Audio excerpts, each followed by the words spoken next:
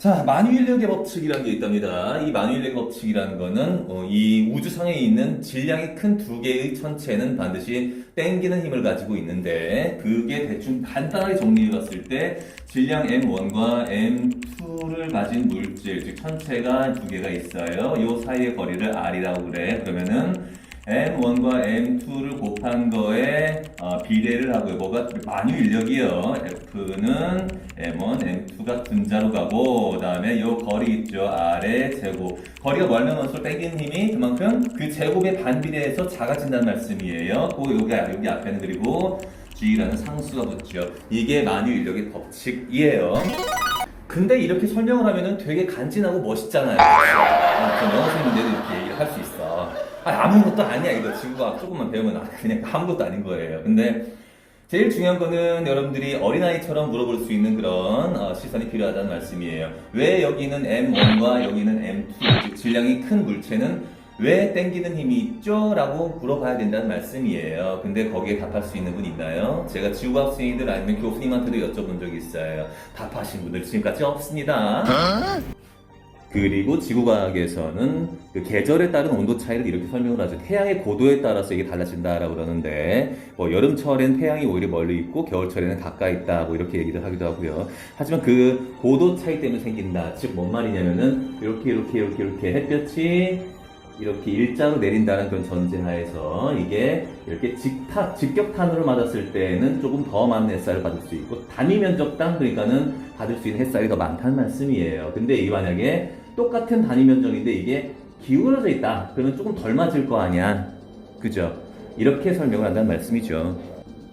근데 사실상 여러분들이 햇살을 보실 때는 어떻게 쏟아져요? 이런 식으로 쏟아지는 걸 보신 적이 있을 거예요. 그쵸?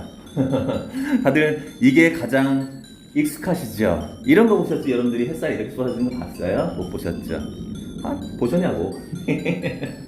자, 그럼 이쯤에서 요 햇살들 있죠? 햇살들이 위로 이렇게 converge. 영어 죄송해요. 영어를 써줘야지 좀 잘난 척 할 수 있고 좀 더 있어 보이니까 일부러 썼어요. converge 수렴하다. 이쯤에 태양이 있겠죠? 그러면요, 그죠? 상식적으로 그잖아요. 광원, 즉 빛을 내는 그 재료가 여기에 있어야 될 거 아니야. 그죠? 여기에 있어야 햇살이 이렇게 내리는 거지. 이 사이에 뭐 구름으로 가려있든 어쨌든 지구와 태양의 거리가 1억 5천만 킬로미터라고 그러는데 상당히 가까이 있어 보이죠? What? 현상학적으로 어린아이들도 충분히 이해할 수 있는 부분이에요. 그렇게 막 과학자들, 물리학자들, 천체학자들에 의해서 정립되어진 이론에 의해서 이 세상이 돌아가는 게 절대 아니란 말씀이죠. 그러니까 첫 번째에선 다시 한번 질량과 질량이 가진 물체가 왜 서로 땡기는 힘이 있냐. 이거는 교수님들도 지구과학 선생님들도 당연히 아무도 얘기를 할 수가 없어요. 물론 이걸 중력파라는 개념을 도입해서 아인슈타인은 또 설명하기도 했었습니다만은 뭐 제가 볼 땐 뉴턴이든 아인슈타인이든 전부 다 그냥 오늘날 교수님들처럼 그런 깁스들이라는 말씀이에요. 깁스들. 그들의 이런 이론들의 소스는 위에서 내려온다. 그리고 그들은 본인들의 책이나 이런 것들을 통해서 그냥 뭐라고 해야 될까요? 그냥 얼굴 마담 역할, 바지 사장 역할 이런 거 하고 있다는 말씀이에요. 어린아이들이 진리에 좀 더 가까울 수밖에 없는 게 보통의 경우는 어른들이 어린이들에 비해서 이 악마들에 의해 세뇌받은 시간들이 상당히 많거든요. TV 보고 이것저것 읽고 보고 느끼고 그 모든 것들을 전부 다 악마들이 심어준 거라고요. 그래서 아이들은 가볍게 설명해주면 가볍게 알아들을 수 있는 그런 어떤 직관적인 부분들이 훨씬 더 탁월하거든요, 여러분보다. 무슨 만유인력 법칙 얘기할 때 M1, M2 얘기하니까 당장 머리 꼬이잖아, 어떤 분들은. 알거든요, 저 그거. 그리고 그렇게 설명한 사람들이 좀 더 유식해 보이고 배운 것 같아 보이고 그들은 믿을 만한 존재로서 인식이 된다는 말씀이에요. 그게 확증 편향이 되고요. 근데 이렇게 순수하게 의심을 가는 사람들한테는 그냥 당신은 무지해요. 본인의 상식으로 본인이 겪어본 거 그리고 본인이 지금까지 배워왔던 걸 그걸 기준으로 해서 당신은 무지해요. 요새도 이렇게 믿는 사람들이 있어? 이러신다는 얘기야. 그렇게 해버리니까 서로 유감밖에 안 되는 거지. 뭐 물론 평평설 주장하시는 분들도 당연히 유감이든 격한 말 나올 수도 있어요. 근데 근본적으로 둥글교를 지지하시는 분들은 어때요? 일단 근본적으로 야 이 바보야 이렇게 시작하잖아. 그 메로나 문제랑 이런 문제랑 크게 다르질 않다는 말씀이에요. 저는 지금 모든 교수님들, 모든 주류 학문, 주류 언론, TV에서 나온 것, 영화에서 나온 것, 그래비티 같은 이런 영화에서 주장했던 그런 것들을 전부 다 의심하자는 말씀이에요. 그냥 대놓고 평평설 지지하자는 말씀이 아니라 일단 의심해 보면서 어떤 지점에 다다를 수 있지 않을까 이런 말씀을 드리는 거고요. 제가 지금 공부하고 있는 이런저런 사이트들 보면은 그 근거 자료들이 너무 무궁무진해요. 불교 신자들은 절대로 그것들을 보고 싶어 하지 않고 듣고 싶어 하지를 않는다는 말씀이에요. 마치 좌파들이 박정희 대통령 이야기만 나오면 그의 업적이니 뭐니 아무것도 생각하지 않고 무조건 나쁜 놈 이렇게 얘기하는 거랑 똑같은 말씀이란 말씀이에요. 조금은 자랑하고 싶은 게 그 전문가라는 단어는 아마 제가 처음으로 쓰지 않았나 하는 생각이 들어요. 이 많은 주류 학계나 아니면 그 전문가들 이 사람들이 하는 말들 이런 것들이 어떤 권위가 있다라고 많이 생각하시는데 사실상 아무것도 아니다라는 것을 굉장히 짧은 그 밈으로 표현하고 싶었어요. 그래서 궁리하고 하다가 전문가라는 말이 튀어나왔던 것 같고 뭐 우리 교황님을 또 디스하는 그 말도 제가 만들어냈잖아요. 궁극적으로는 세계에서 가장 높은 권좌에 앉아 있는 그 양반도 이렇게 빙신인데 다른 학자나 이런 사람들은 뭐 좀 더 위대하고 더 많이 알고 이 세상에 대해서 좀 더 깨친 그런 사람들이라는 생각이 드시나요, 여러분? 그들 편히 먹고 살고 인정받고 존경받기 위해서 어떤 단체를 만들었고 그 단체가 전 세계를 지배해 왔다는 말씀이에요. 그러니까 제가 지금 만약에 교수님 하고 싶다고 해도 되는 게 아니라니까 몇 억을 꽂아줘야 돼 일단. 그렇게 해서 돈 거래를 해가지고 그 자리에 올라가는 거야. 그리고 그 뒤로 생길 수 있는 많은 이득들이 있는데 그 이득들을 받으면서 다른 어떤 비밀들을 누설하고 자신들의 어떤 영업 비밀 이런 것들을 함부로 얘기했다는 좋댄다. 이게 안 보이시냐고요.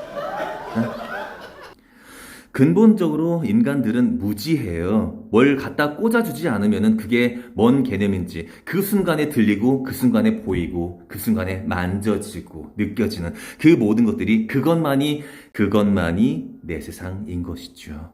여호와를 경외한 것이 지혜의 근본이거늘 미련한 자는 지혜와 훈계를 명시하느니라. 여러분 오늘 아침에 뭐 드셨어요? 라고 질문하기 전에는 여러분들은 아침에 내가 뭘 먹었는지를 알 수가 없단 말씀이에요.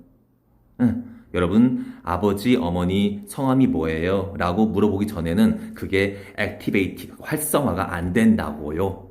인간이 멍청하다고요. 진짜로. 근데 그냥 지구과학 시간에 배웠던 내용들이랑 자신들의 물리적 감각이랑 이렇게 대조해 봤을 때 생겼던 그러한 그 공식들, 도식들 거기에만 매달리시는 분들이랑은 기본적으로 대화가 안 되는 거야. 그래서 인간은 뭘 알기 전까진 절대 아는 게 아니에요. 그래서 누군가가 무지하다라는 말을 함부로 하려면은 내가 뭔가를 많이 알아야 되는 상태라는 말씀이죠. 초장부터 이렇게 무지하다라는 표현 쓰시는 분이 계시더라고요. 뭐 저도 아직 부족하고 무지한 부분 많이 있습니다만은 근본적으로 마음을 열어놓고 모든 것의 가능성을 지금 다 열어놓고 있는 그런 상태예요.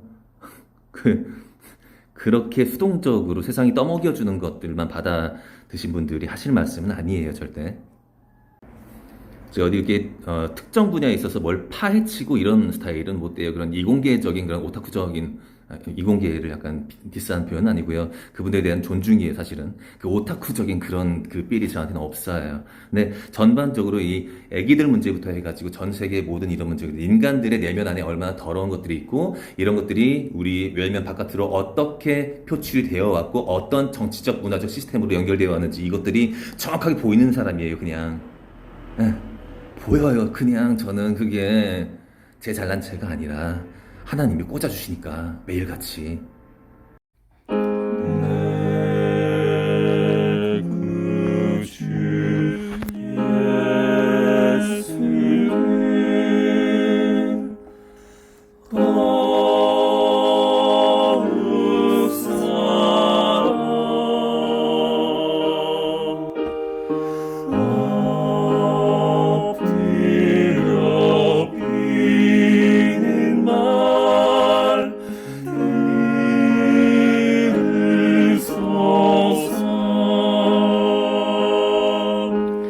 안 되겠습니다.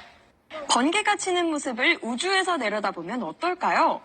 우주정거장에 있던 한 영국인 비행사가 지구에서 번개 치는 모습을 영상으로 찍어 보내왔습니다. 지상에선 온 세상을 번쩍하게 하는 번개가 우주에서는 아주 작은 불꽃으로 보입니다. 또 영상을 통해 지구 곳곳에서 동시다발적으로 번개가 친다는 사실도 엿볼 수 있습니다.